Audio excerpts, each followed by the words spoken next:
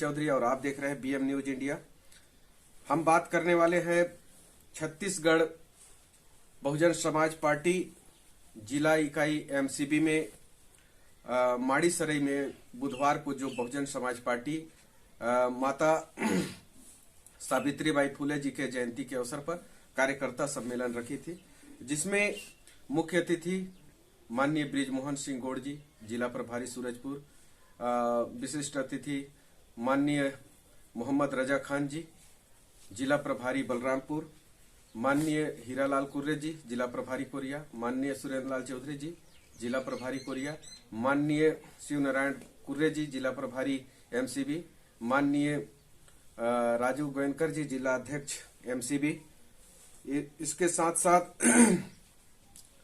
वहां पर मौर्य जी, सुनीता कुर्रे और संतोष केवल साय और उसमें नए पदाधिकारी, नए कार्यकर्ता जो वहां पर सदस्यता ग्रहण किए, रघुबीर अहिरवार, अरविंद, मनमोहन अहिरवार, ललन बैगा, विजय प्रसाद, अनिल कुमार पनिका, नीलू यादव, दिनेश कुमार, राजकुमार, रामचंद, सूरजदीन, गोरेलाल, लालचंद, शुभलाल, राजवती, गीता, कुसुम, फूलबाई, श्यामता, तिलकराज, अजय कुमार, माधुरी, ननगुड़े, कमलेश।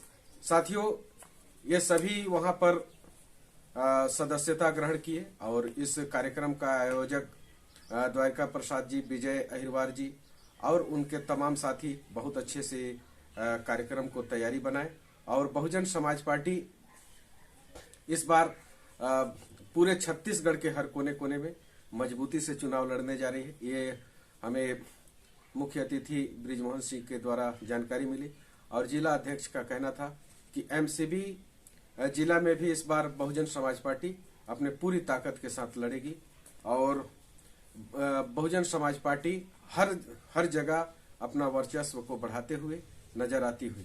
साथियों, इसी के साथ सभी को नमस्कार। मैं सुरेंद्र चौधरी और आप देख रहे हैं महात्मा ज्योतिबा फूले करोड़ों दलितों शोषितों को अधिकार देने वाले बाबा साहब डॉक्टर भीमराव अंबेडकर, आरक्षण के जनक मानवर छत्रपति साहू महाराज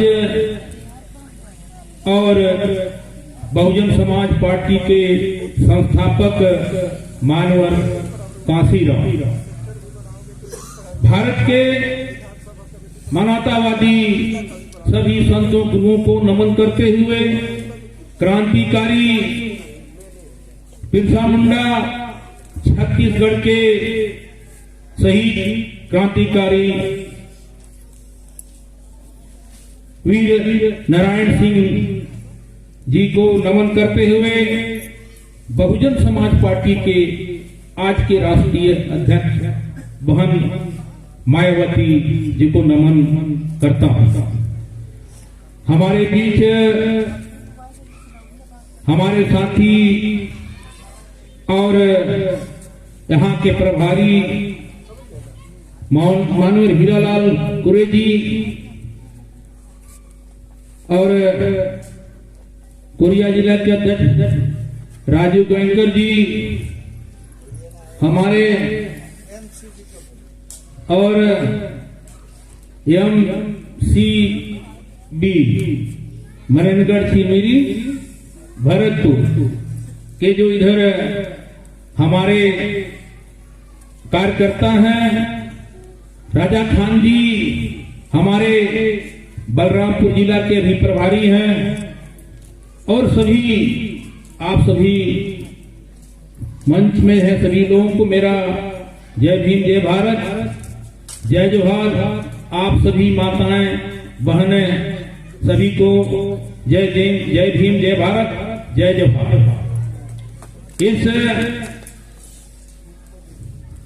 इस क्या सराय माड़ी सराय इस प्रांगण, यहाँ के जो प्राकृतिक शक्ति हैं उनको जोहार, आप सभी लोगों को जोहार। आपके बीच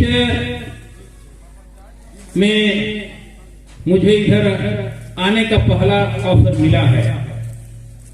हम लोग 2012 में चांद बखार को देखने आए थे, तो चांद बखार तो पूरा देख नहीं पाए, मगर जो आप यहाँ पे जनकपुर में जो आपका पेट्रोल टंकी है वहां से निकल के हम लोग जो चांद मंदिर है वहां से और फूल साय जो विधायक थे उनके यहाँ चाय पानी पी के हम लोग वापस चले गए थे।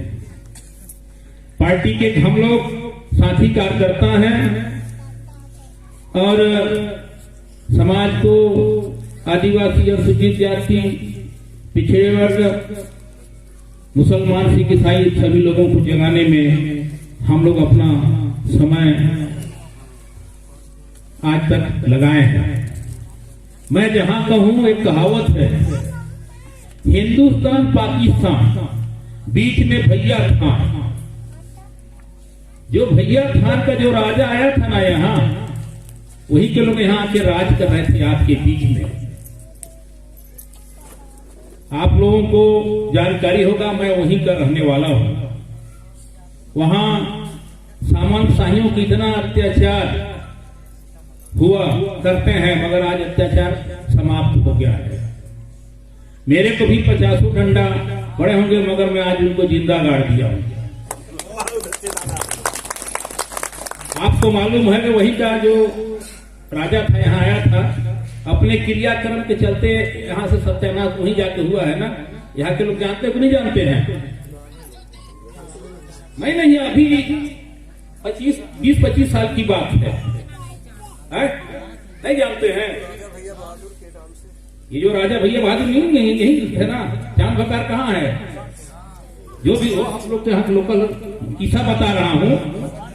अंग्रेज लोग यहाँ गोंड राजा था ना, गोंड राजा थे यहाँ। और जो यूपी बिहार के थे ना जितने ठाकुर, उनके वो लोग मुंशी थे, यहाँ आए थे। यहाँ का राजा मर गया, मरने के बाद ना उसके अंगूठा लगा के कि माने हमें गोद ले लिया।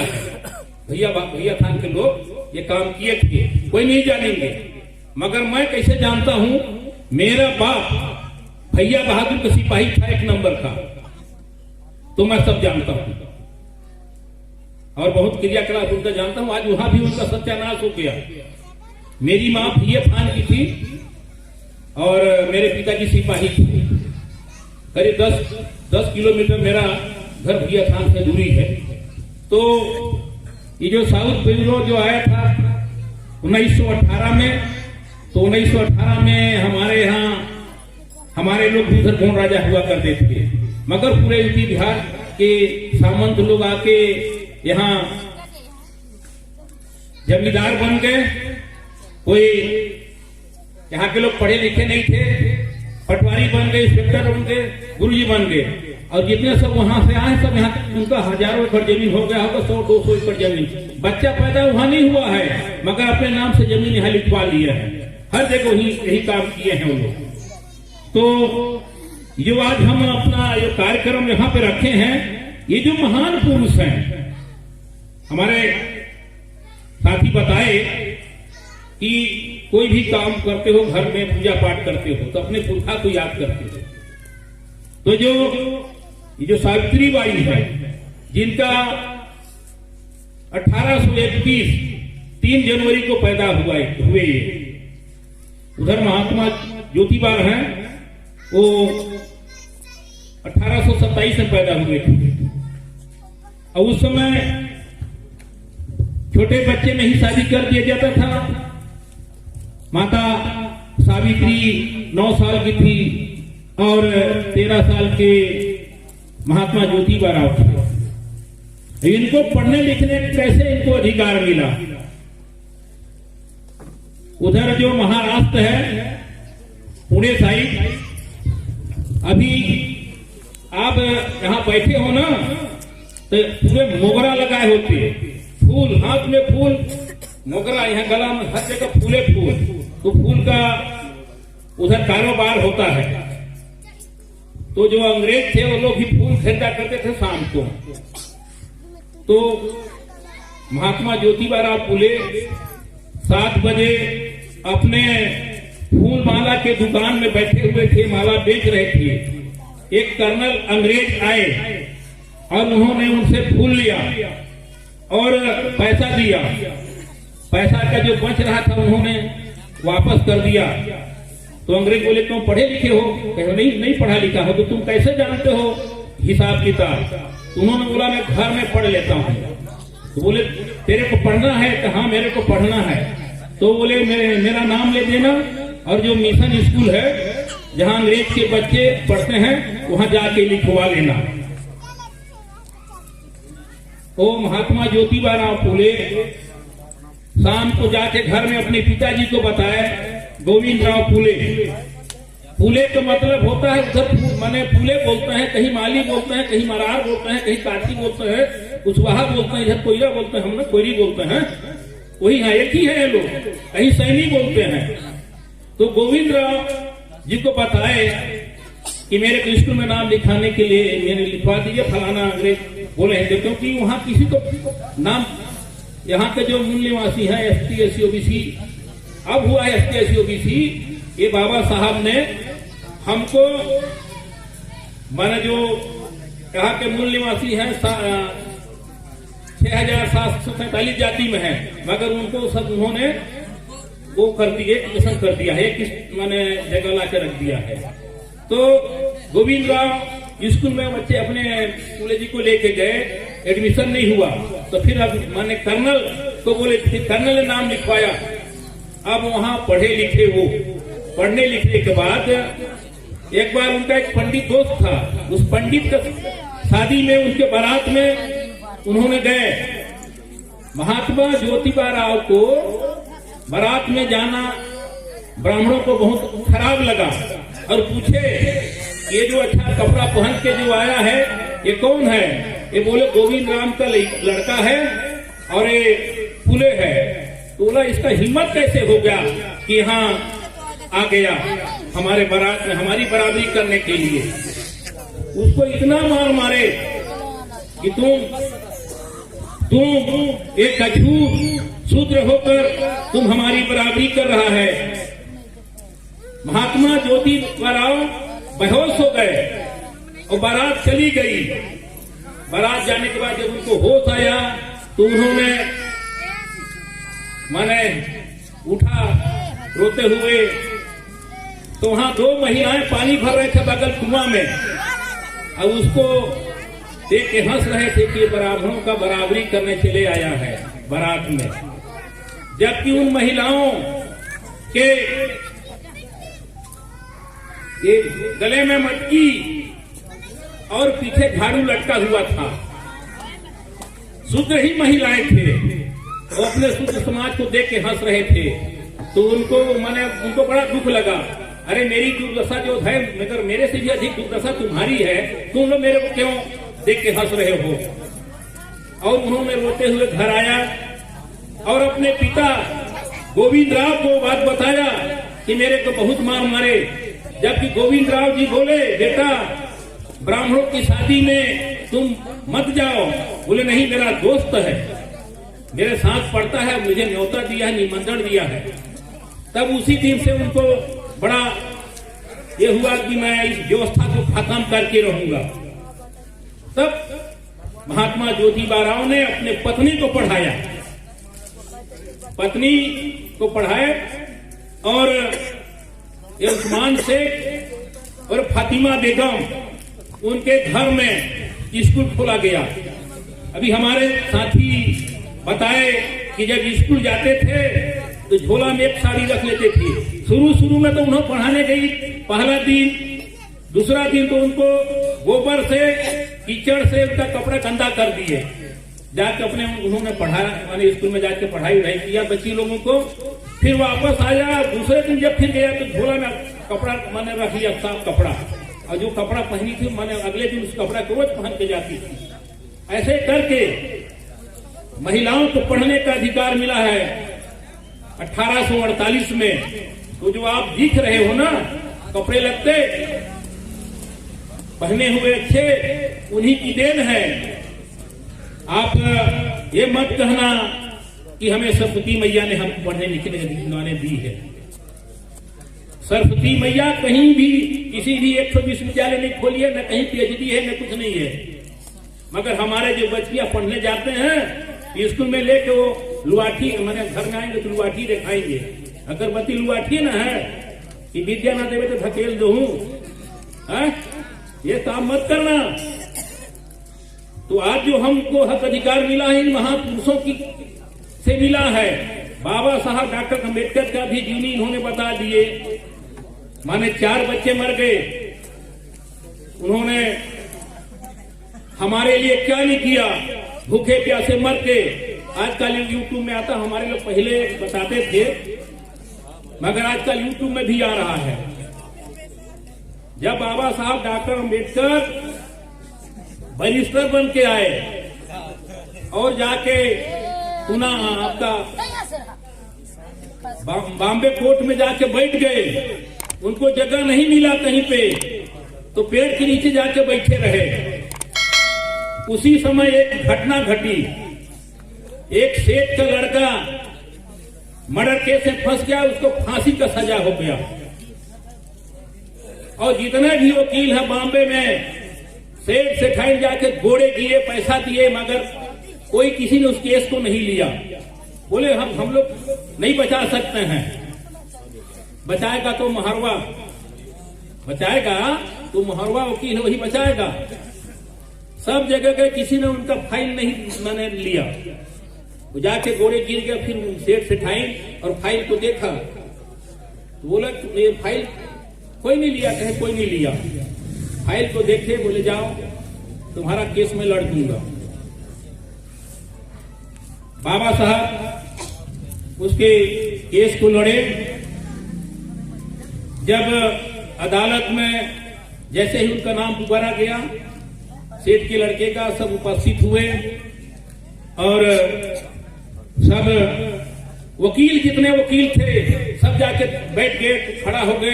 ये कैसे, ये महरवा कैसे माने जिरह करता है जज के पास। जज साहब बोला क्यों अम्बेडकर साहब इस केस के बारे में कुछ बोलना है? बोले कि मुझे कुछ नहीं कहना है। सेठ सेठाई बोला साला इसको तो मैं अच्छा आज इंसान सोचा मेरे बच्चे को बचा ले जाएगा, मगर वो बहुत मैंने आसान हो गया, बहुत दुखी हो गया। उस समय तत्काल फांसी पे लटकाया जाता था। सेठ के गले में, लड़के के गले में फांसी लगा दिया और बाबा साहब डॉक्टर अम्बेडकर बोले हो गया जज साहब आपका काम हो गया। बोले जज साहब आपका काम हो गया, आपने फांसी का सजा दिया था, मौत का सजा नहीं दिया, निकाल फांसी से निकाल दिया। तो आजकल ना फांसी का माने जो केस होता है, जो उनको सजाए मौत लिखना पड़ता है। तो माने इतना विद्वान थे बाबा साहब। वो आज माने उनका उस समय जितने वकील थे सब तस्वीर माने नीचे झुक गया, किसको हम लोग महरवा महरवा कह रहे थे। बैठने के लिए जगह नहीं दिए। तो ऐसे होता है, कोई ना कोई महान पुरुष होते हैं। आज उनके बदौलत हम ये जो कपड़ा पहने हैं, बोल रहे हैं, पढ़ रहे हैं, लिख रहे हैं। आज हमारे डॉक्टर इंजीनियर बाबा साहब ने ये भी बोला था, जिस दिन मेरे समाज के 10 डॉक्टर, 20 इंजीनियर और 30 वकील हो जाएंगे, मेरे समाज को कोई उंगली नहीं दिखाएगा, ऐसा नहीं बोलेगा। मगर आज हमारे लाखों डॉक्टर, लाखों इंजीनियर, लाखों कर्मचारी अधिकारी हो गए हैं, मगर समाज के लिए कुछ नहीं कर रहे हैं।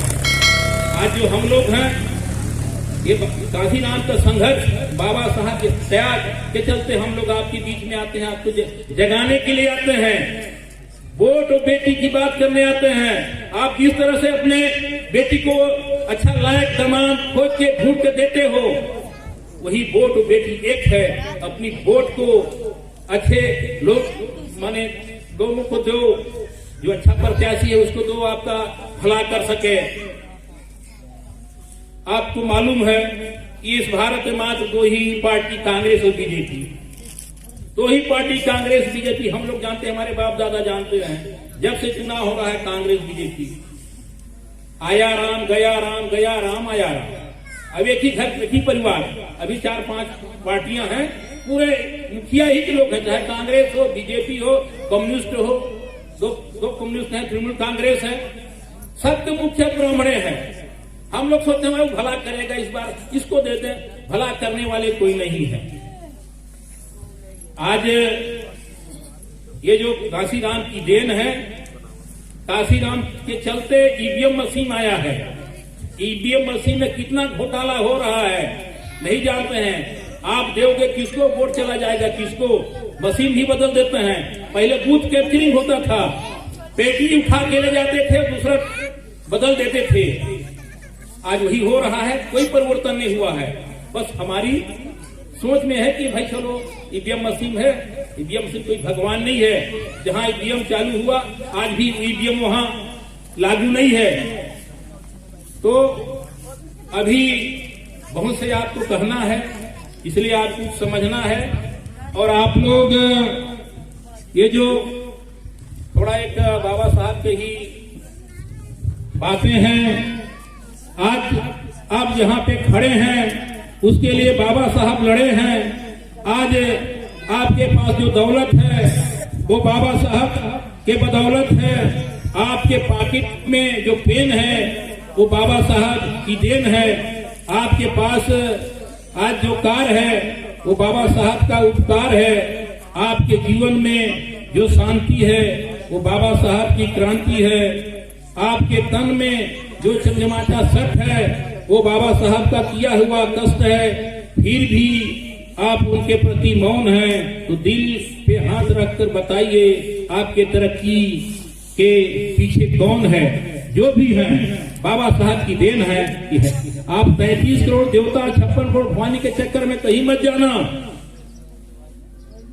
कभी भी किसी भी प्रकार का व्रत मत रहिएगा, किसी भी तरह से उपास न रहें। वो जो पंजाब तरफ जो सरदार है ना, सरदारी लोग कभी व्रत उपास नहीं रहते हैं और बच्चा पैदा करते हैं सरदार। तो हमारे यहाँ के जो लोग इतना भगवान भगवती के चक्कर में उपास रहेंगे और बच्चा पैदा करेंगे कुपोषण। अरे जब आप अच्छा खाओगे पियोगे तंदुरुस्त रहोगे तो अच्छे बच्चा पैदा न करोगे।